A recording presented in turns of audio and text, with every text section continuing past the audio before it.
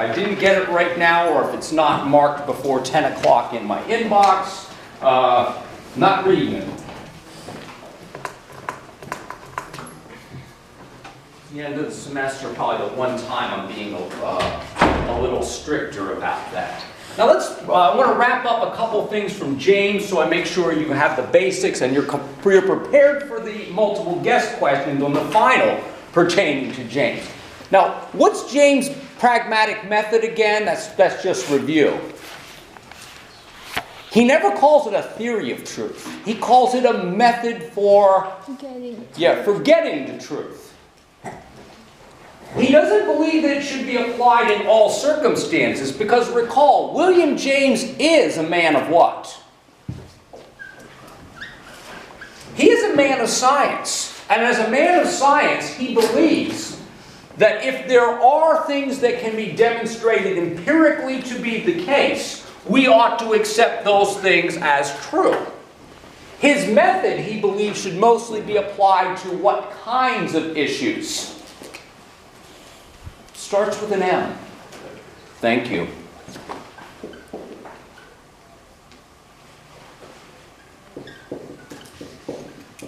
Yeah.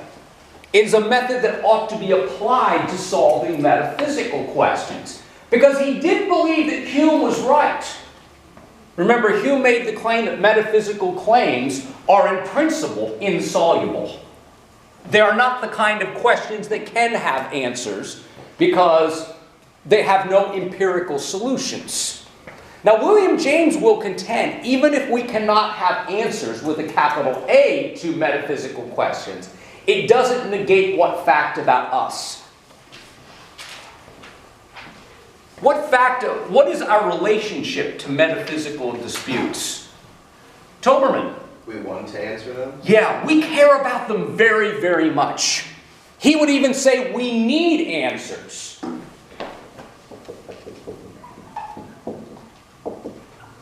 Some of you may have remembered this phrase. He says, we have a deep need to feel at home in the world. And our feeling at home in the world, to some extent, involves having answers to life's most difficult but important questions. Who am I? What is my purpose in life? What is going to happen to me when I die? What principles can help me determine how I ought to best live my life? These are questions that have no clear-cut empirical answers, but we need answers to them. And this is why he proposes the pragmatic method. Now, he justifies the use of the pragmatic method in a couple of ways. Number one, he suggests it's kind of something that we do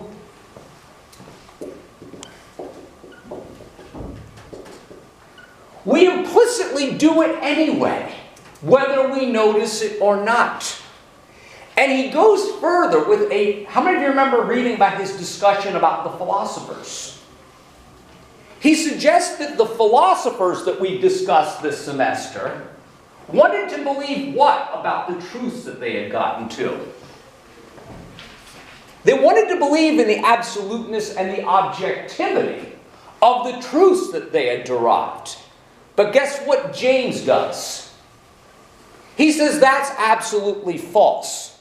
Because the things that we are likely to believe and not believe, and the kinds of frames of reference that we will use for solving problems, will actually be a reflection of our what?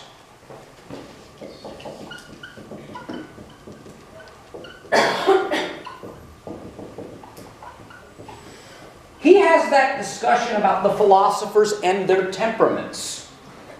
He suggests that the philosophers of yore can actually be lumped into two opposed and warring camps. He calls one camp the tough-minded camp, and the other he calls tender-minded. He says people who tend to have a tender-minded approach to life are going to tend to answer metaphysical questions in one way, while the tough-minded ones will tend to have other kinds of answers. Yeah? Now, is James saying that there are only two mindsets when dealing with life and that there is no in between? Well, keep in mind, he is talking about these as generalizations. He recognizes that some people may seem to have elements of both. Like, I'll give you an example. I happen to think Karl Marx is difficult to lump as either tough-minded or tender-minded, and here's why. He has a thoroughgoing, tough-minded economic analysis to try to explain why he believed capitalism will fail of its own contradictions. Karl Marx also was an atheist, and he believed that he was looking at the human condition squarely in the face. In those ways, he seems to be thoroughly in the tough-minded camp. However, what about Karl Marx, do you think I would say, would also kind of make him a little bit tender-minded? His pie-eyed utopianism, when it came to his talking about the ends of history. Remember, the ends of history would eventually lead to socialism, and ultimately the need for a state would be dissolved once human consciousness was improved to the point that we no longer saw one another as objects, and we came to see each other as brothers and sisters. Now that sounds pretty damn optimistic to me. To borrow a line from the film Matewan, C.E. Lively would have said, "Fat chance." How many of you saw the film, remember that line? In other words, he sounds like a pie-eyed optimist in some ways. Sounds tender-minded. Sounds utopian. That's why someone might say maybe it's not so easy to lump philosophers into these two warring camps. And that's why James says, well, I'm talking about more generally. Like Descartes, tender-minded. John Locke, David Hume, tough-minded. Tough-minded thinkers tend to be skeptical. Tend not to be as grounded in things like religion and so forth. They tend to be empiricist. They tend to be concerned about facts rather than squishy things like values. Whereas tender-minded philosophers tend to be into this kind of tender-minded metaphysical speculation. They tend to be more religious, etc. Yeah. Kant would be soft-minded because he was ethical? Kant probably would have, if Kant were there to answer William James, he would have said, I've tried to bridge the gap between rationalism and empiricism. He would have probably denied that he belongs in either camp if Kant were here. He would probably have denied it. Take a guess where James would place himself. The answer is he claims that his pragmatic method bridges the gap between the two temperaments. And my snide remark to that is, how like a philosopher. In other words, he thinks he's the smartest man in the room, who's kind of figured it all out. Bridge the gap. Smartest man in the room. I'm being a little snide about this here. But yeah, he believes his pragmatic method bridges the gap between the two temperaments. He says, when in fact science has answers, we defer to science. But the pragmatic method can enable us to deal with these human questions that have no clear-cut answers. Now, the two things that he attempts to deal with using his pragmatic method, and you might want to know these things. He broaches these two things. He broaches what he calls the dilemma of determinism, and he also broaches what other problem? God and religion. Now, as a man of science, William James was troubled by what perspective? He was troubled by the prospect, and I'll just abbreviate it, HD for It's not high definition, it's hard determinism. Why was he troubled by the prospect that hard determinism might be true? And by the way, the more we learn about things like neuroscience, and we've gone far past where William James was, but he understood that the description of human beings as biological machines made a lot of sense. As a matter of fact, it was a useful perspective for making advances in medicine. However, if the human being is reduced to a mere biological mechanism where everything can be explained mechanically, materially, then this would seem to make hard determinism more plausible. Now, he equated hard determinism with this other thing. I think he's wrong. But he contends that if you're a hard determinist, it is inescapable that you ought also to accept that fatalism is true. Fatalism is the claim that everything that's happening right now was always what? It was always going to happen. So essentially, everything that's it essentially was preordained to happen. Yeah. Everything that's happening right now, in fact, and it doesn't matter if you believe in God or not, you can explain, if you want to explain it in terms of the Big Bang or the big balloon, he would say, when the first explosion of matter happened, things were already going to act out of necessity exactly as they've acted out. That sounds very Lockean. Well, for him, he thought that it was about the most depressing point of view you could hold. Why? He would basically say, because it basically means no matter what so-called choices that you make, the choices that you are going to make have technically already been made.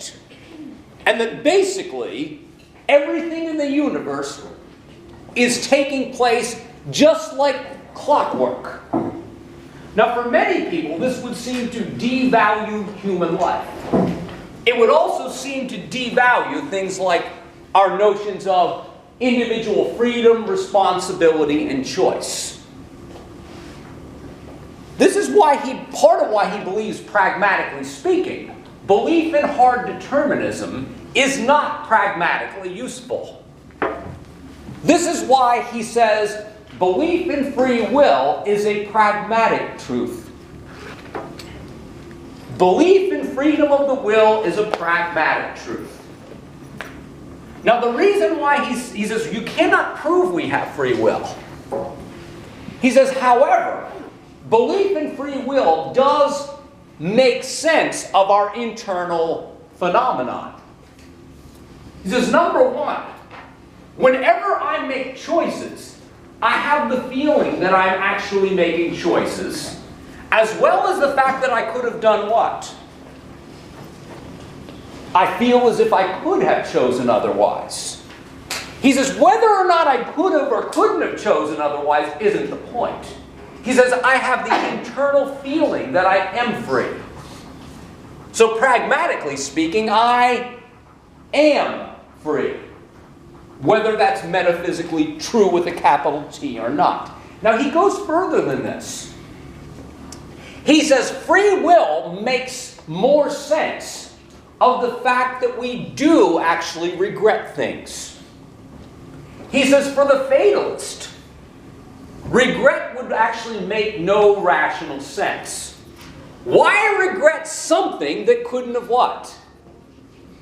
That couldn't have hashed out any differently than it did. He says, but we regret things.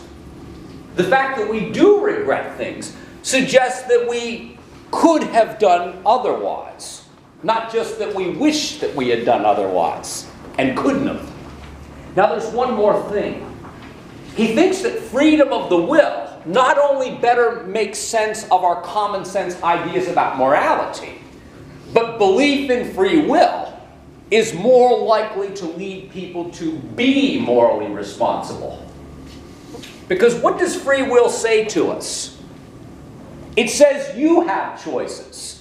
And when you choose immorally, you are rightly held what? You are rightly held responsible. He says the position of hard determinism basically says that there is no meaningful conception of personal responsibility because everything is just the culmination of the causal flow of events. He says for the person who believes in free will, he also thinks the belief in free will is a more optimistic view. As a matter of fact, how many of you saw this peculiar phrase? He says believers in free will are what he calls possibility men. Because if you're a hard determinist, he says, what position, if you're thinking about it clearly, must you accept about what's happening right now? You must accept that things could not have been otherwise. Now, he thinks that that is a psychologically untenable position for most people to hold. Because it's akin to saying you have no power or any control over your what? Your present, and thus no control over what? Yeah, your life, your future. He thinks that is a pessimistic outlook that nobody could psychologically take seriously. And if they did, they're likely, going a little internally batty, if I can use that slight colloquialism. This is why he argues free will, whether it's true with a capital T or not, is pragmatically useful. Now, I am one example, by the way, of what I would call a contradiction. I find it a little bit difficult for him, who basically says all truths are contextual, as well as a person who makes the claim that those ideas that have cash value for you are pragmatically true for you. What if belief in free will has no cash value for me? What if I am a person who, like B.F. Skinner, am perfectly fine with a deterministic world?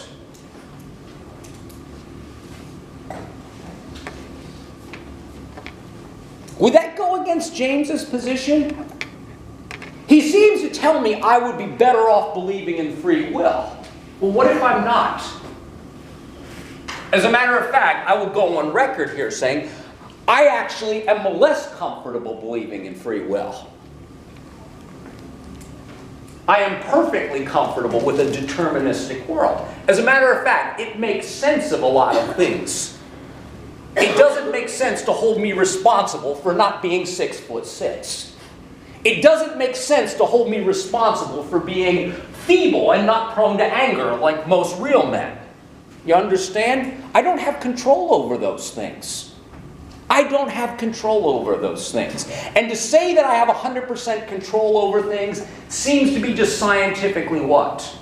Impossible. Yeah, false. And it also seems to condemn people for things that were outside of their control. Shepard. So essentially what you're saying is that we're all slaves to our inner nature.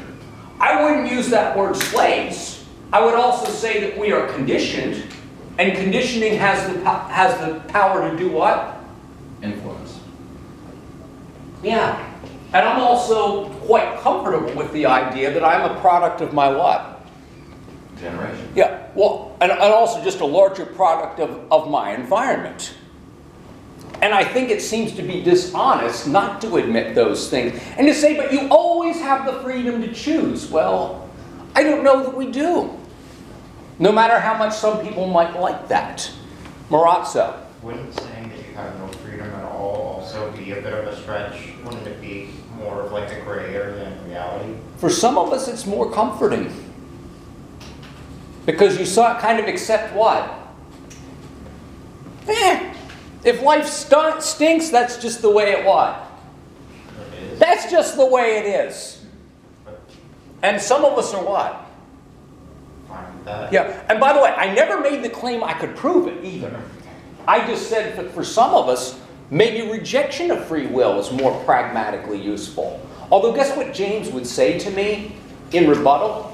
He would say, but trust me, I think that you live your life as if you had free will without even what? Knowing it. Without even recognizing it. Yeah. So then, well, let's say that you have a, well, then, how do you deal with the problem of youthful rebellion? Oh, that's pretty... So, like, say, oh man. Youthful rebellion is predictable. As a matter of fact, in most cultures, youthful rebellion is even what? Encouraged? Yeah, and expected. Rumspringer! It's even expected in a culture like that, a subculture like that. Youthful rebellion. Because, yeah, conformity isn't always what? Particularly when you've got more things running wild internally. Conformity isn't necessarily as easy at that point in your life.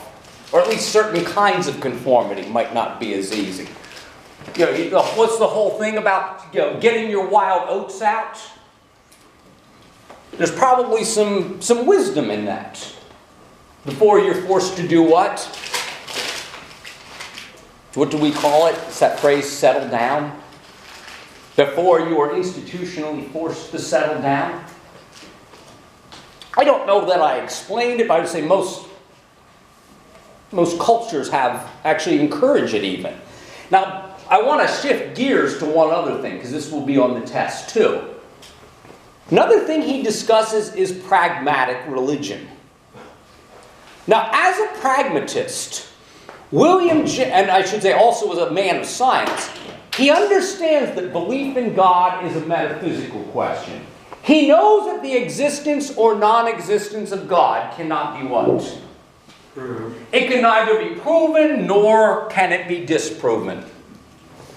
However, as a pragmatist, he believes that people in general tend to need what?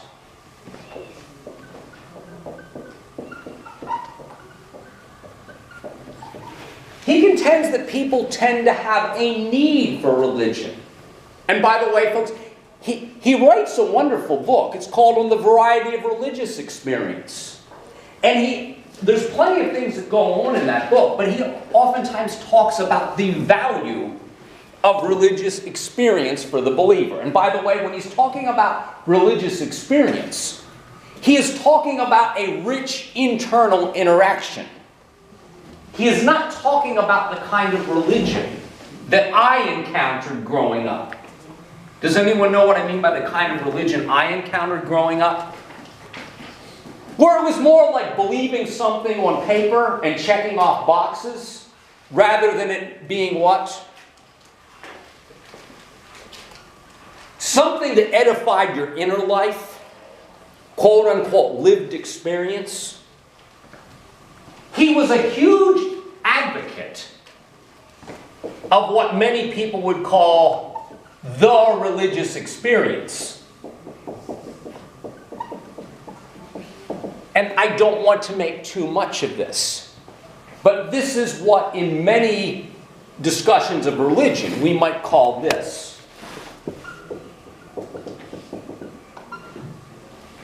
You might hear it referred to as mysticism. Now, don't get the wrong idea of what is meant by mysticism. We don't mean magic or, what shall I say, channeling spirits or any of this kind of stuff.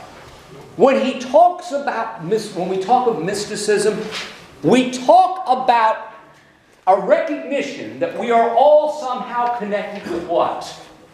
The greater reality, whether you call it the cosmos, whether you call it God, or whether you call it the cosmic unity of all gods, that doesn't so much matter.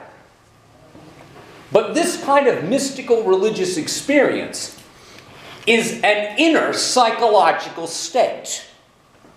And he would argue that a person who has religious experience can have a deep kind of awe for reality itself. He believes it's something that can help you to feel more at home in the world. He believes it's something that can make you feel more connected cosmically. Ultimately, he thinks it's good for you. Not just for you individually, but across the board. Generally, people are better off with religion than without. Now, folks, there's another advantage.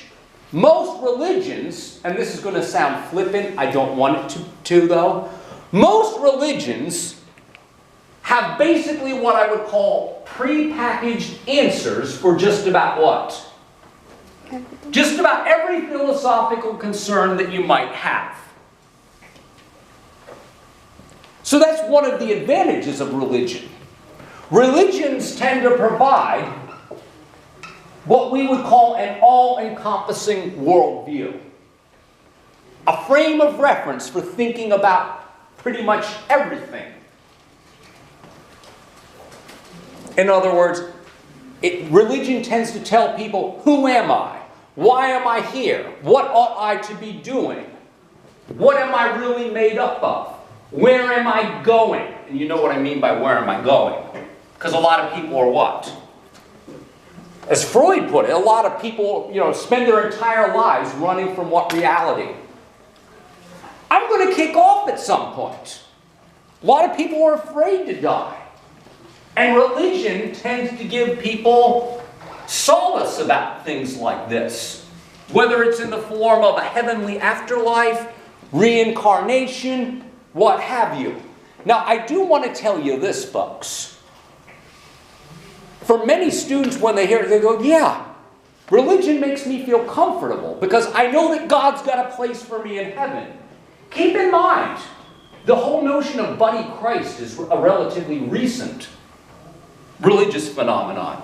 If you were a medieval Christian, religion would not necessarily have comforted you. It more likely would have what? Terrified the absolute hate. Yeah, because you were pretty much told that most people would burn eternally in hell, and you probably would be among the condemned. So for people today who are comforted by religion, keep in mind, it's because there has been a sea change in terms of the way many Christians are taught to look at salvation. Most people believe that they were burned eternally in hell in past centuries. Now, of course, everybody believes, oh, I'm saved, we're all going to heaven. And of course, ironically, what is heaven like for many people? And I'll admit, I'm being a little mean about this. It's basically a hedonistic paradise where everything will be fine. Perhaps someone like Freud would say, perhaps we concocted these things for what purpose? To make ourselves feel good. And by the way, simply because something might make us feel good, A, doesn't make it any more true, doesn't make it any more believable. And perhaps, pragmatic religion might actually lead you to false what? False hope. Yeah, and I'd say false hope. Simply believing everything's going to be all right. In most situations in everyday life, most of us would say that's what? If it's a hopeless situation, you're being ridiculous to believe that things are going to work out all right. In other words, the critic might say, these kinds of hopes and so forth that can be satisfied by, holding beliefs for pragmatic reasons might lead a person to believe something that they have no rational business believing. Yeah, you don't not study for an entire semester and then hope that you're going to get an A. I mean, and that view, I would say, is not pragmatically useful. It's actually more pragmatically useful to do what? Perhaps to look reality square in the face and say, I'm hosed. That's a lot more useful than having false hope. Anyway, my point would be, sure, religion can be pragmatically useful for some people. But I find it troubling that a pragmatist who said our truths ought to have cash value for us he seems to forget that I am not just a what? I am not just a generalization or a type.